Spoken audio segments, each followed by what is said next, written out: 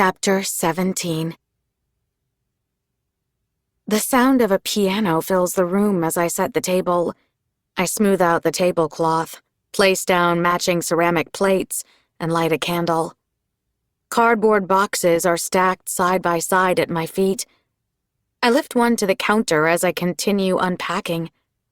Silverware tied with twine, coffee mugs, and wooden spoons. At some point, the music changes without me noticing to Kiss the Rain by Iruma.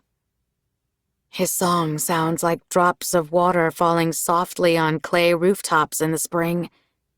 As I touch the drawer handle, I feel someone there behind me. Familiar hands move along my waist, and the warmth from them makes me go still. Then a kiss on my neck as I shut my eyes. "How about we take a break?" Sam whispers. We just moved into our new apartment. The floorboards creak and iron pipes snake along the ceiling. Exactly how we imagined it. The place is unfurnished, a bit worn down, and in need of some renovations, but it's full of potential, just like us. I touch his hands.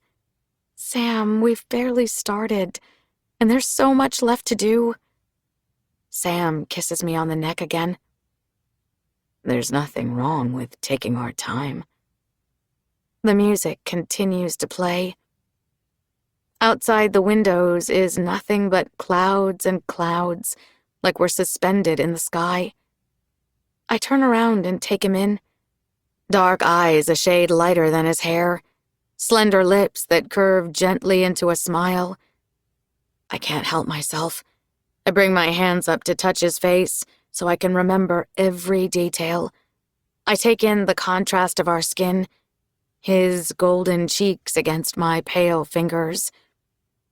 As I run a hand through his soft wisps of hair, he pulls me in for a longer kiss, and my mind erases everything else in the world except us. When Sam pulls away, he takes my hands. "So, what do you think of the place?" I can't stop smiling. It's perfect. Sam looks around, his eyes bright with ideas. "I know. Just needs a little work, that's all." Across the floor are boxes still waiting to be unpacked. In the tiny space that makes up the kitchen, a kettle is simmering quietly on the stove beside a teapot. I note the warm smell of ginger and lemongrass. In an hour or so, I can make something for dinner. We'll pick up groceries because eating out is expensive, and we prefer a home-cooked meal anyway. The piano music skips suddenly, interrupting my thoughts. Then our record player cuts out. Sam looks at me, frowning. "I can fix that later." I let out a laugh as he pulls me to the other side of the apartment that makes up the living room. "So, this is the living room," he says, with a sweeping motion of his hand, bringing it to life. "We can put a couch right here, and a little coffee table, and maybe a painting on the wall." I point at the other side of the room. "Shouldn't the couch go there?" Sam looks over, his brows furrowed. "Even better," he says. "I knew you had an eye for this." I watch as he circles the room, taking everything in as he imagines our new home. "We can put a desk here against the wall for you to write. I can build you a bookshelf, since you brought boxes of them. We can put it right there. And we'll need some plants." His excitement is contagious. I can't help seeing everything, too. It's a blank canvas for us to paint over. A new beginning to our story, a chance to start the page fresh. Once we fix up the apartment, we'll look for jobs. We'll start saving some money. I'll focus on my writing and reapply to Reed College in the fall. Sam takes my hands, and our fingers lace together. "So you love it, right?" "More than you could know," I say, smiling at him. I glance around the room. I just want everything to be perfect, like we always planned. Sam kisses me on the cheek. "You know, Jules, you can't always plan out every detail, though. There will always be things we can't prepare for, he says. You have to live in the moment sometimes. Let life surprise you. I don't say anything. I just take this in. Listen, Sam says, his eyes glistening. How about we go out tonight? Somewhere with music. It doesn't have to be anywhere fancy. We'll get something small and share it. You know, find one of those places that gives out free bread. But we have so much unpacking to do, I remind him. Don't worry. We have all the time in the world for that. All the time in the world. The words echo through me as a breeze comes in through the window, rolling across my skin. I glance at the clock above the doorway. I didn't notice it there before. The hands are missing. Outside, there's still nothing but shimmering clouds. Now that I think about it, how long has the sun been setting out there? Is something wrong? Sam's voice pulls me back to him. I blink a few times. No. I mean, I don't think so. Then what do you say about going out? I purse my lips, considering this. I guess it is our first night here. Maybe we should celebrate it. Perfect. As long as we get some unpacking done first, I add. Deal. Sam kisses me on the cheek again and then picks a box off the floor. Where does this go? The bedroom, but it's fragile, so be careful. Careful is my middle name. I give him a look as he slow walks away, disappearing down the hallway. Once he's gone, I scan the living room again, deciding what to start next. There's a small box in the corner, illuminated by the light from the window. For some reason, it isn't marked like the others. Sam must have forgotten to label it. I bring it onto the counter and open it first. It's Sam's things, randomly thrown inside. I take out a few of his shirts and fold them on the table. There are other things in here, too. A few records, some photographs, a bunch of birthday cards and letters, and something else that makes me go still. One of the bookends he gave me. I stare at it for a while. Along with his things I set on the table. There's something familiar about having all of them together, like pieces of a puzzle. As I go through them again, the pieces come together, and the image hits me like a brick. This can't be possible, can it? There should be something else in this box. I don't have to look to know what it is. I reach inside slowly and take it out. Sam's denim jacket. I stare at it for a long time. This is the same box I threw out weeks ago. As I stand there, running my hand over it, the record player suddenly comes to life, making me jump. A song comes on that wasn't playing before, something unfamiliar to me. When it starts to screech and rise in volume, I hurry over to unplug it. As soon as I lift the needle from the record, I sense the candles blow out behind me as the room goes silent. Sunlight fades from the windows, dimming the apartment. I turn around to see the table cleared.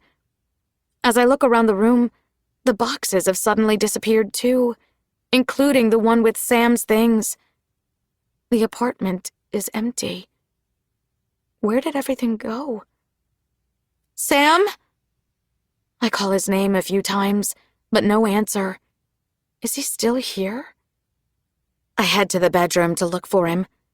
The hallway is somehow longer than I remember and seems to extend farther and farther as I walk. For some reason, there are no doors on either side, only one at the very end of the hall.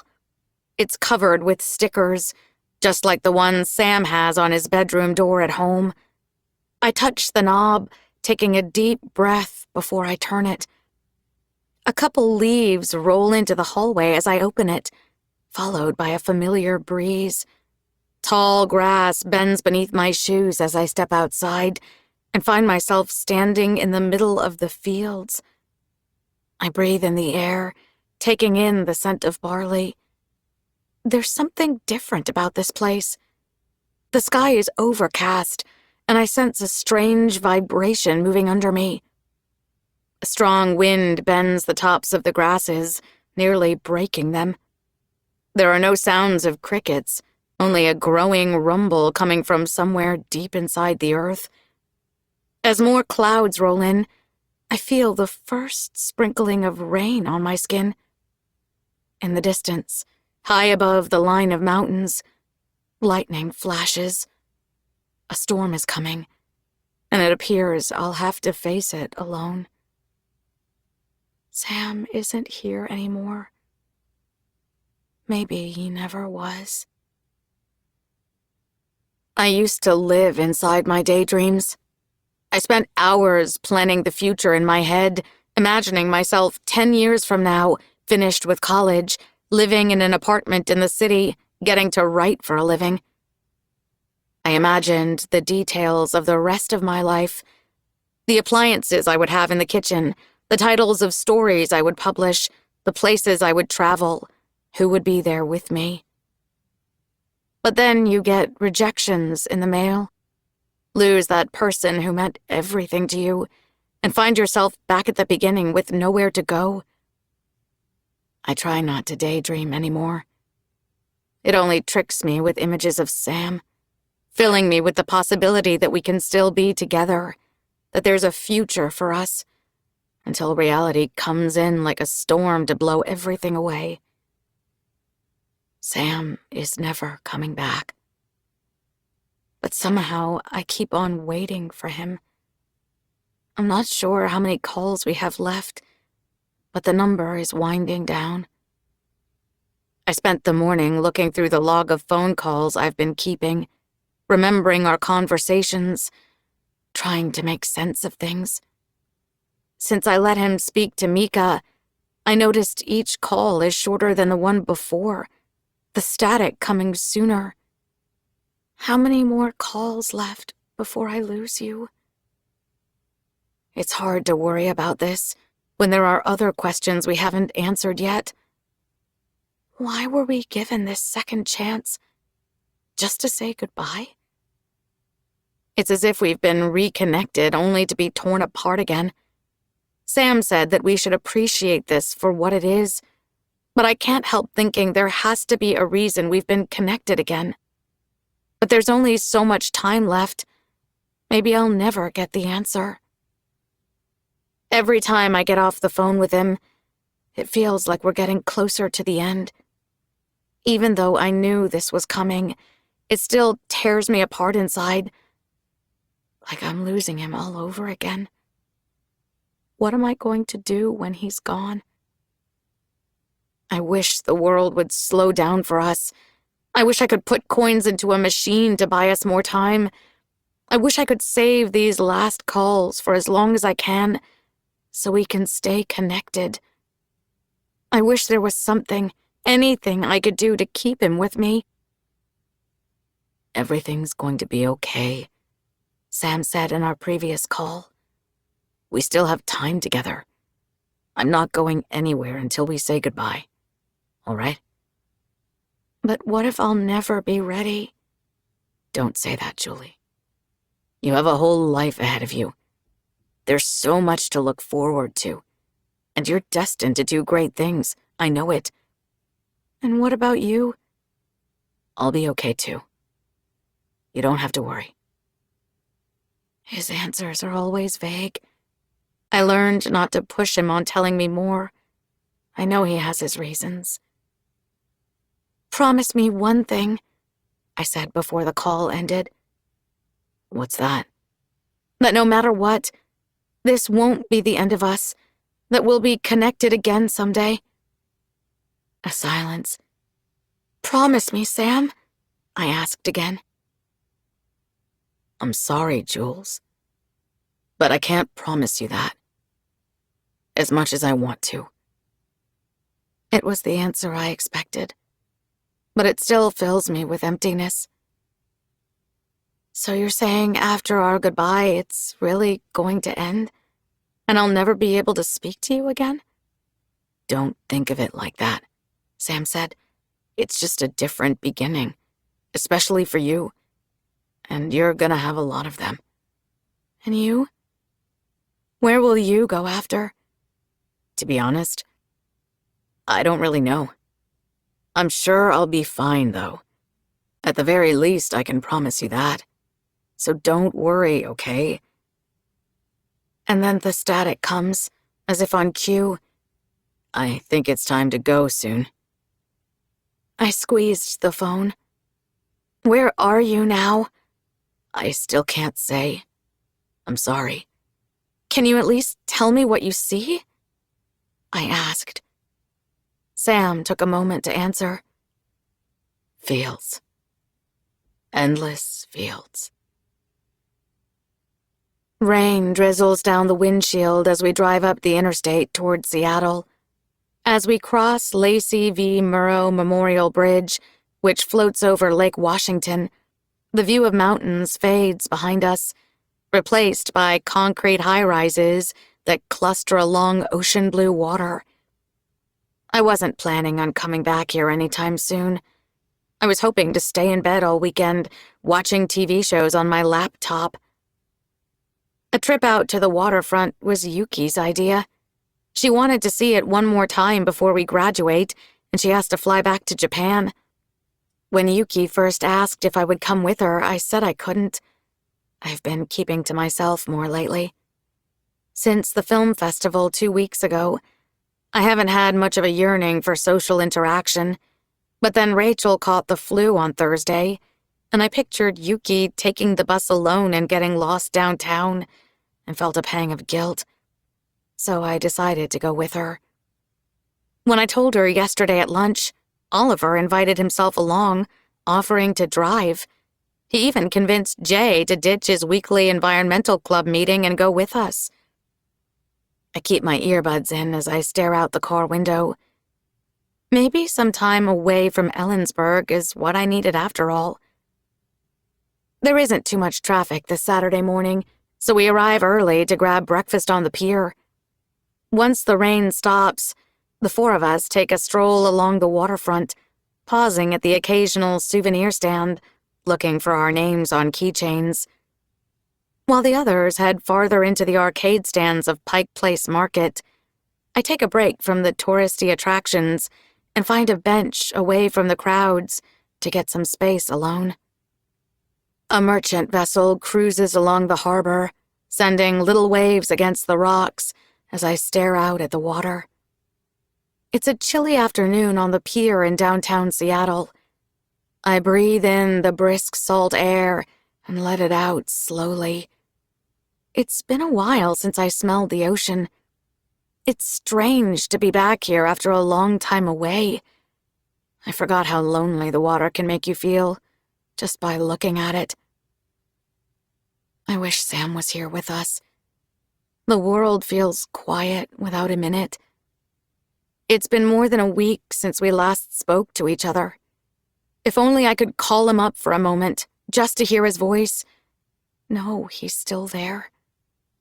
Maybe then I might enjoy this trip instead of thinking about him every second.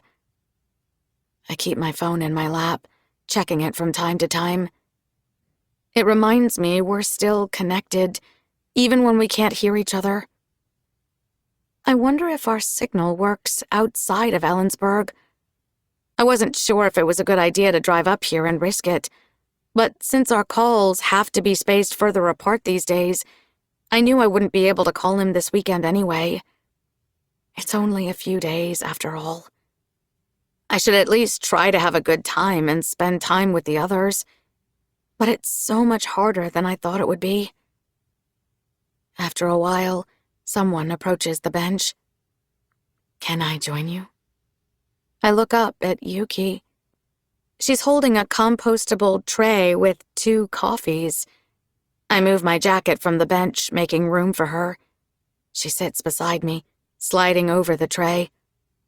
The coffee is warm in my hands. Thank you, but you didn't have to get me something. I think it's the least I can do, Yuki says, staring out at the water. for making you come all the way out here with us." She looks at me. "You don't seem to be enjoying the trip." I stare at my phone, feeling guilty.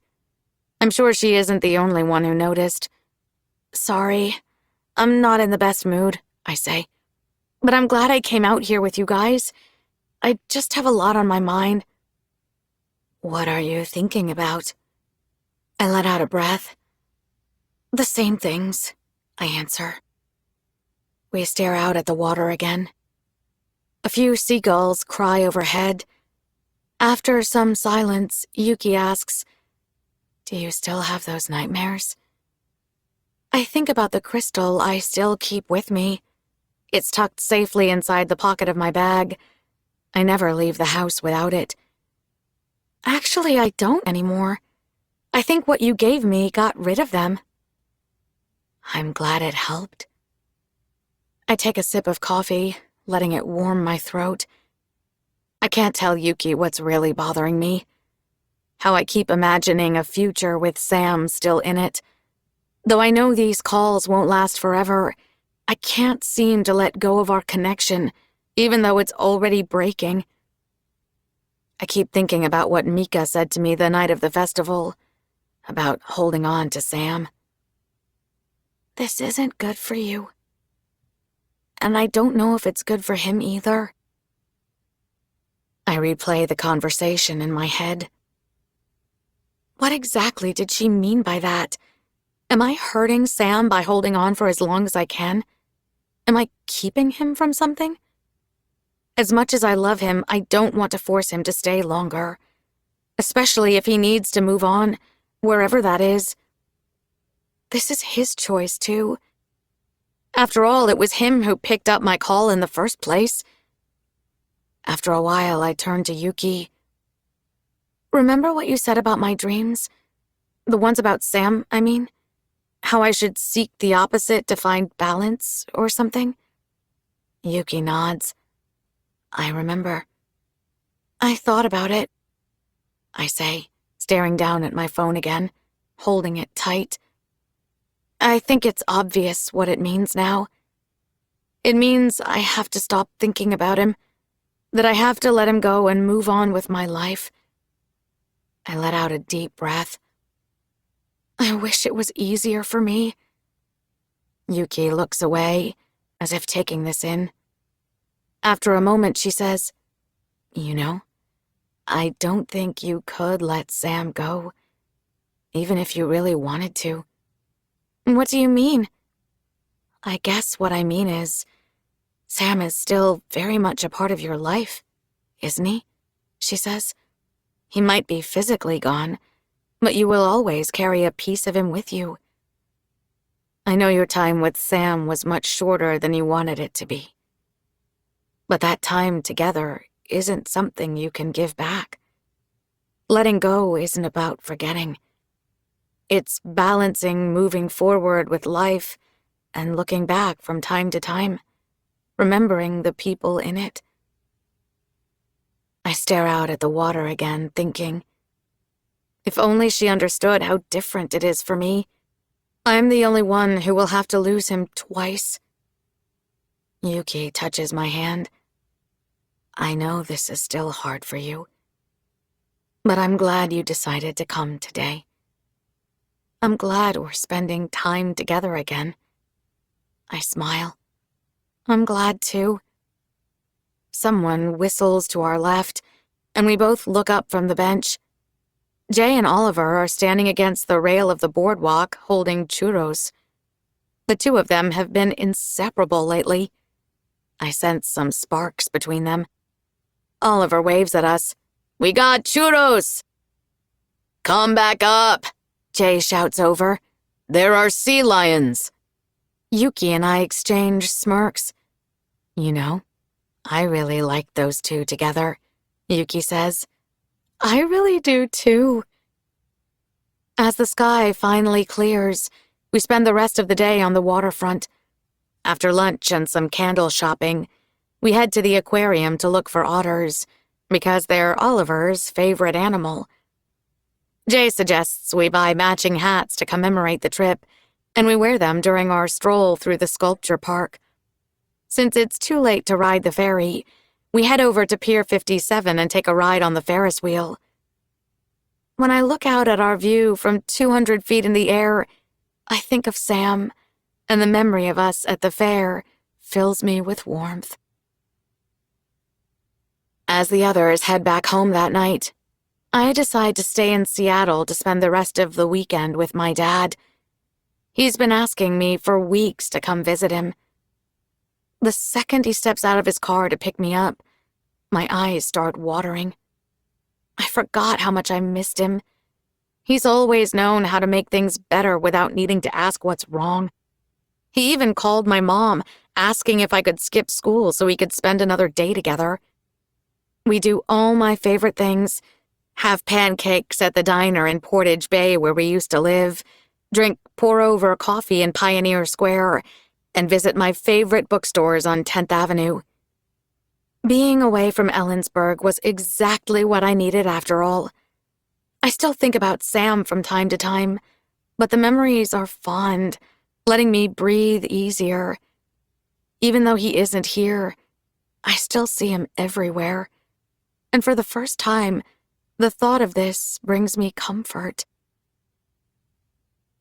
I arrive at the bus station late Monday afternoon.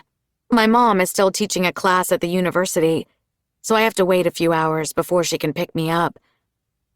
I rest my bag on the floor and check my phone. Now that I'm back in Ellensburg, my calls with Sam should be working again. It's been 10 days since we last spoke. It's the longest I haven't heard from him since he first picked up the phone. Ever since our connection broke, Sam and I have been planning our calls several days in advance, one call at a time. Our next one happens to be today. I have the date marked down in my notebook. I was going to wait until I was back in my room, but after being away so long, I can't wait to hear from him again. There's a new notification on my phone, an email from a name that sounds familiar. I open the email and read it first. Dear Julie, apologies it took so long to get back to you. Spent the morning listening to the songs you sent me. I have to be honest with you. A few of the tracks were fantastic. Sam was a talented musician. He really knew his way around a melody. That's a gift that's hard to come by, and I wouldn't say that if it wasn't true. He was really something special. Again, I'm sorry to hear what happened. A very sad loss. Anyway, I went ahead and forwarded your email to Gary and a few others from the band, since I know you two are big fans. Hope you don't mind. I'll let you know if they get back to me. They're gonna love knowing you all came from the same hometown. Hope things stay well. Feel free to reach out anytime.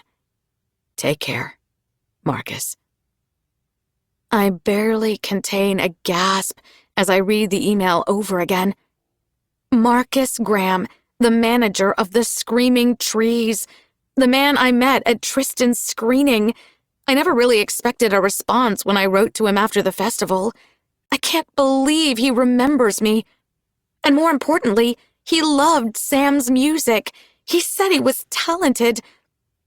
I have to call Sam. I have to tell him right now. My hands shake with excitement as I make the call. As usual, I hold my breath when the phone begins to ring. It takes a while, but eventually he answers. It feels like it's been forever, Sam says. I missed you. His voice fills me with warmth, like sunlight streaming into a room. I missed you too, I say. You won't believe what just happened. Do you remember Marcus Graham, the manager of the Screaming Trees? Sure. What about him? I met him at the film festival a few weeks ago. I sent him some of your music. He just emailed me back. I have to read this to you. I read him the email. My voice rises at the parts where Marcus says he loved the songs, how talented he said Sam was, and how he forwarded everything to the others in the band. Can you believe it, Sam? He said he sent it to Gary. That must mean he sent it to Mark, too. What if they're listening to it right now? Oh my God! What if they're talking about you? I wonder what song they like best. Sam is quiet as he takes this in. What do you think? Say something. Why didn't you tell me you sent him my music? Sam asks. Because I wasn't sure if I'd get a response, I say. I didn't know if he would actually listen to it. But I thought I told you not to do this. I go quiet for a moment, surprised by his response. It's not like I went looking for him. It sort of happened in the moment. Why are you mad at me? Sam, it's the screaming trees. Marcus Graham said you're— It doesn't matter what he said. Sam interrupts me. Why are you still doing this, Julie? We talked about this, and yet you're still holding on to my music and my life when I told you there's no point anymore. Why can't you accept the fact that— That what? You're dead? A silence. I swallow hard, waiting for his response. When I sense there isn't going to be one, I continue, my voice sharper. I have accepted it. I accepted it a while ago. It doesn't seem that way, Sam says. It seems like you're stuck on this idea that I might be coming back or something. Ever since we started talking again, it's like you can't seem to let me go anymore. And I'm just worried. You don't have anything to worry about, I say back, suddenly furious. And let me remind you, you're the one who picked up the phone in the first place. Well, maybe I shouldn't have. A shock goes through me. His words silence the both of us. I stand there, completely still, the phone clenched tightly in my hand. I can't believe he would say that. I want to say something back, but nothing comes out.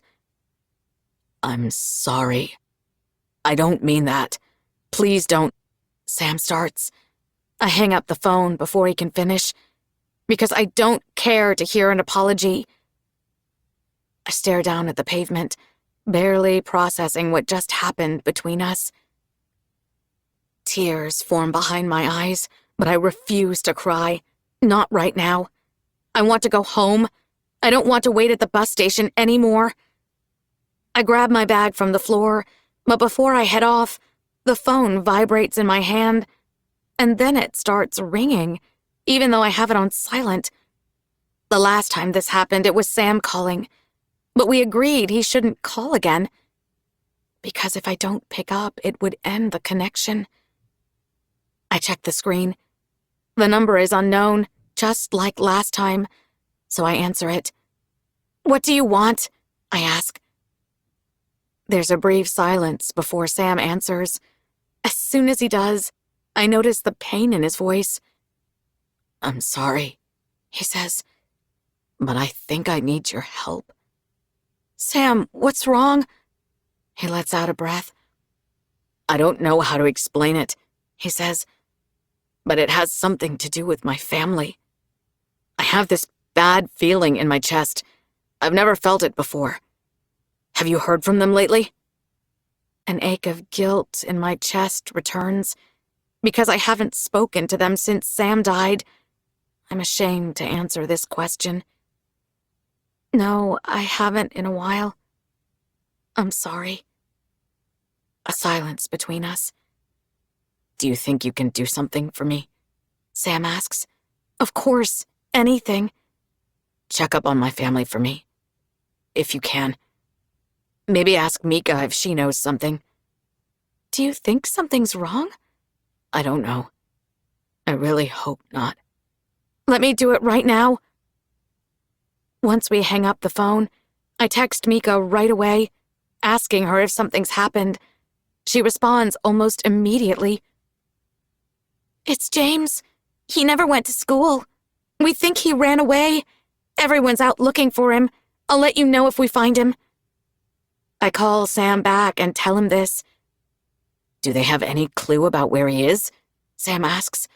I don't think so, I say. Mika didn't mention anything. Dang it. I wish I was there. I bet no one knows where to look.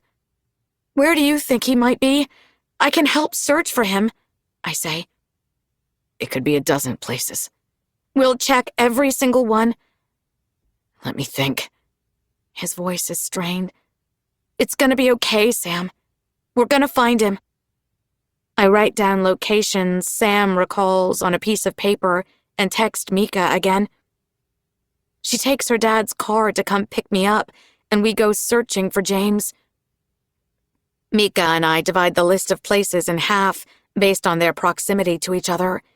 Since I'm taking the north side of town, Mika drops me off near the theater and I go running.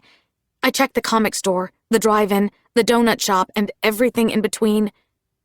When I realize he isn't in town, I run to the lake to see if he's there, but there's no sign of him, so I keep going. It's a long jog to Memorial Hill, but I have to check. This one isn't on Sam's list of places. I had this feeling James might be there, sitting with him. Once I reach the gates and make my way up the hill, I'm disappointed to find out I'm wrong. I check the list again. The last few places Sam named are a bit out of the way. They are locations around the old neighborhood where he used to live. One of them is a small park where they used to ride their bikes after school. I don't know what the chances of James being there are, but I leave Memorial Hill and head for it anyway. It takes me a while to figure out where the park is located. I've never been to this part of town before. I have to stop and ask people on the sidewalk for directions. When I finally find it tucked away at the end of a cul-de-sac, I spot a familiar green jacket hanging over a bench. The second I spot James sitting alone on the swing set, staring at the ground, I stop short to catch my breath. I haven't spoken with him since Sam's death. I don't even know what to say as I approach him at the swings. Although I'm still catching my breath from running, I keep my voice soft as I lower myself to him. "Hey there, James," I say. "Everyone's been looking for you, you know? You had us all worried." James doesn't look at me. He keeps his gaze on the ground. "They're going to be glad to hear you're not hurt," I continue. "What are you doing all the way out here?" James says nothing. I'm suddenly reminded of that night at the fair when he wouldn't speak to me. It was the last time the three of us were together, wasn't it? I guess it's been much longer since I've seen James than I remember. I soften my voice again. "How about you and I head on home? All right?" "No." "Your parents are really worried," I start. "I don't want to go home," he shouts back. "Is something wrong? You know you can tell me." I'm sure this has something to do with Sam, but I don't know how to approach the conversation. I can't imagine what it feels like to lose a brother. This is a kind of pain I'll never understand. I try to take James's hand, but he pulls it away. "Leave me alone," he says, clenching his arms. "I'm not going home. Get away from me." It pains me to hear him talk this way. I wish I could make things better. "Can you at least tell me why you ran away?" I ask. James says nothing. "Is it because of Sam?" I whisper. "Because he's not there?" "No," James says, shaking his head. "Because he hates me." "Why would you think that? Of course Sam doesn't hate you." "Yes, he does. He told me." "When did Sam tell you that?" James drops his face in his hands, trying to hide his tears from me. "When I went into his room and broke his microphone, he said he hated me." I touch his shoulder and say, "James, listen to me. Sometimes people say that when they're mad, but they don't mean it. Sam doesn't hate you." "But he stopped talking to me," he cries. "He was ignoring me. Right before he died." My heart breaks from hearing this. I wipe my eyes and take James by the hands. Sam loves you, okay? Brothers fight all the time and say things they don't mean. If Sam was here, he would tell you this himself. James wipes his tears with his sleeve. You don't know that. Why do you even care? You don't even like me. Of course I do. How could you say that? You don't care about us. You only liked Sam. You only came to see him. That isn't true, I say. You and I are friends too. I care about your whole family. That's a lie. Because when Sam died, you never came over and you never talked to us again. It's like you died too. A sharp pain stabs through my chest as the weight of this hits me. I can barely fight back the tears. I open my mouth and find myself unable to speak. I should have come by and checked up on his family after Sam died. I never thought about what James must be going through. I'm sorry, James. I shouldn't have left you like that. I should have tried. My voice gives out because I don't know what else to say to make James forgive me. Maybe the reason I avoided their family was because I couldn't bear to see them without Sam, because I didn't want to be reminded he was gone. But this doesn't matter. I should have been there for James. Instead, I made things harder for him. I abandoned him, too. I'm not going home, James cries. I wish I could get through to him, but he won't even look at me. I can't blame him, though. If only there was something I could do to make it better. It pains me to see him like this. I need to do something, but I'm not sure what. I think of Sam. He would know what to say if he was here. He's the only person James will listen to right now. A thought occurs to me.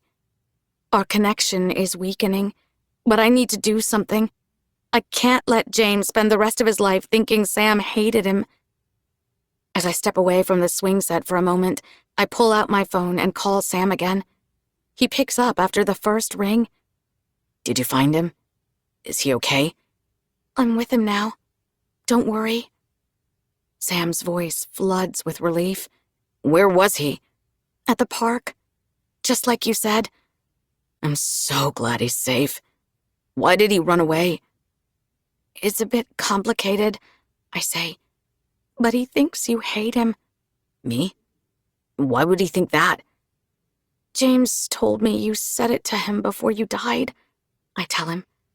I tried to explain how you didn't mean it, but he won't listen to me. I'm not sure what else I can say, but I'll make sure he gets home safe and everything. Thank you, Sam says, for finding him. Of course, I say. Then I look back at the swings. But I need a favor from you now. What is it? I want you to talk to James, I say. Julie, Sam starts. I want you to do this for me, okay? Please, before this call ends. He needs you. A brief silence as he considers this. But our calls are weak as it is. This could really harm our connection, Sam warns me. Are you sure? I take a deep breath. I'm sure. James is staring at the ground as I approach him again. I kneel down to him, holding out my phone. Listen, James. There's someone I want you to talk to, okay? He looks at me. My parents? I shake my head. Why don't you see for yourself? Here. James puts the phone to his ear, listening. I know the moment he hears Sam's voice because his eyes widen, as if he's making sense of it. After a minute on the phone, when James starts weeping into his shirt, I know he realizes it's truly Sam, and the two of them are suddenly reconnected. I stand back quietly, giving them this brief, unexplainable moment together. I catch a few things from their conversation. They talk about being strong for their mom, about taking care of the family while Sam's gone. about how much Sam loves him. But since our connection is breaking, the call doesn't last too long. When James hands the phone back to me, Sam and I only have a few seconds to speak. "Thank you for this," he says. "But I have to go now." "I understand," I say. And then the call ends. Just like that. James and I hold hands as we leave the park together. I text Sam's mom for the first time in a while, letting her know I found James and that we're on our way back. When Sam's house rises into view, his mom is standing there at the driveway waiting for us. Her face breaks into a smile when she spots us, as if we haven't seen each other in years. When she puts her arms around me, we hug each other tight, and I don't know which one of us starts crying first. Sam's mom takes James by his other hand as we walk inside the house to greet his dad. After I help set the table, the four of us sit down together for dinner for the first time in what feels like too long.